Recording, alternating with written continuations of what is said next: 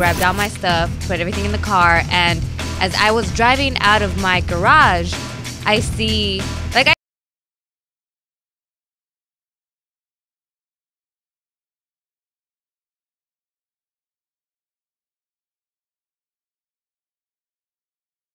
dog appear right, like, in my garage.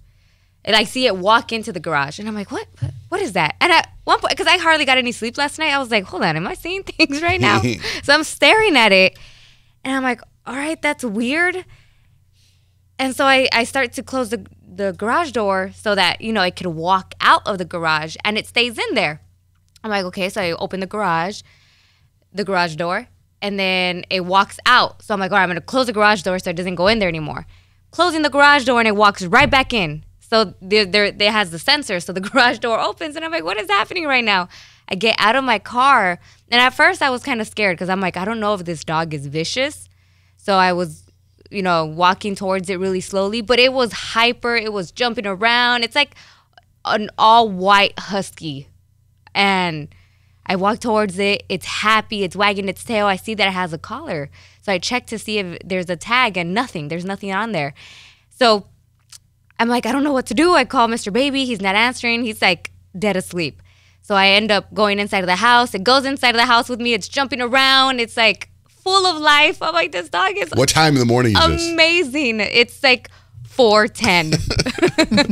That's like a lot of activity at 4:10 in the morning. Do your dogs, because you've got 2 dogs. They're in the room. Okay. They're always in the room. I always close the door. Mr. Baby doesn't like when I leave the door open when I leave. So I close the door and the dogs are in there, usually under the bed. And so I had no worries. So I opened the door to our bedroom and I'm like, hey, baby, wake up. Come here. Don't let the dogs out. He's like, what? All right. So he walks out of the room and he sees the dog and he's like, oh my gosh, that dog is gorgeous. I'm like, I need you to take care of it. I don't know what to do. Just hold it. I hold it, put it in the backyard. You're like, I gotta go to work. Yeah, give it food, give it water, and I'll try to take care of this when I come back. But it's so cute. Here, I'll show you a video of when it's like in the garage. Yeah, Suzanne sent me video. She's like, what do I do?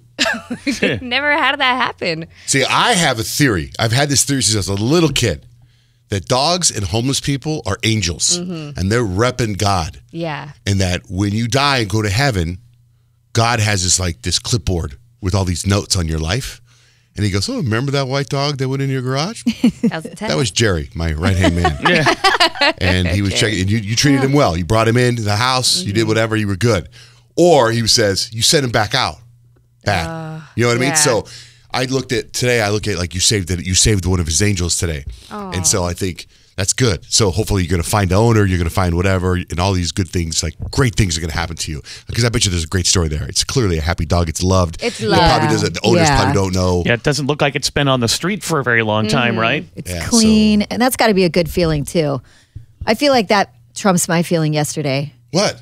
A bee flew in my house, and normally you kill it? I say intruders die. And I was like, you know what? I saw a bee movie. I'm going to save this little guy. And I did, and afterwards I was like, I am like getting better at life. So you did save it? I saved a bee. Oh, that's nice. You saved it? Yeah. Okay, so when you go to heaven, God's got the clipboard. It'll be like, it was just a bee. No, it'll be like, listen, that was Dave, part of our intern program. Started off as a bee before he got to go to a cat, then a dog, then a human. But that was good. Reporting good stuff for you, Kyle. Good. Come on in. You stay in the lobby. You work your way up. You started to learn your lesson. You used to kill him. You work your way up. That's good. But that's good. So he's in your house right now. Yeah, he's there. I don't know if it's a boy or girl. So for now, I'll call it Snow, because it could be a boy or girl name. That's good. This is how, like, I deal with this every day with Love Pup Foundation. When people find dogs, I always tell them, when you save them like that, then what you want to do is take it to the vet or PetSmart, and they have chip readers, and then they'll hopefully it's chipped because it has a collar, but it's got nothing on it. So that means it is a pet. So someone loves it.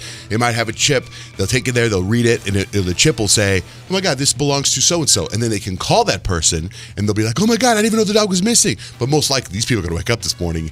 It probably went to the doggy door. The gate was open. Something happened, and that dog got out. They can get him back. And if not, like right now, these people found a puppy that is chipped, and the chip's not registered to anybody. How does that happen? I don't know. It's so weird. So I'll probably bring that strange. dog in, and Yeah. or then you post it on the Nextdoor app, or there's lost dogs groups on Facebook, and then we do everything we can to find the dog. Or if nobody reports that dog for the next 6 days, you keep it. It's your dog. Oh yeah. I honestly No feel like- yours. I honestly sign. feel like it chose us. Like if the owners, don't show up, if nobody's looking for the dog, I can't. Like I almost feel like it's not right for me to give that dog. You're already up. attached. Yeah, it was so happy and full of life. I'm like, I need you in my life. 'Cause, man. bulldogs, they're like lazy. Yeah. They'd rather sleep, which I love, and they're so goofy. But this dog was Protect just- you. Yeah, he was just, I don't know, ready to go. Like my bulldog. You could walk into the house, kill everybody, and he would never move. Right? Or your bulldogs are sleeping under your bed Yes, they with the don't door care. closed. There's a giant husky in the living room, and they don't know. Yeah. They don't care.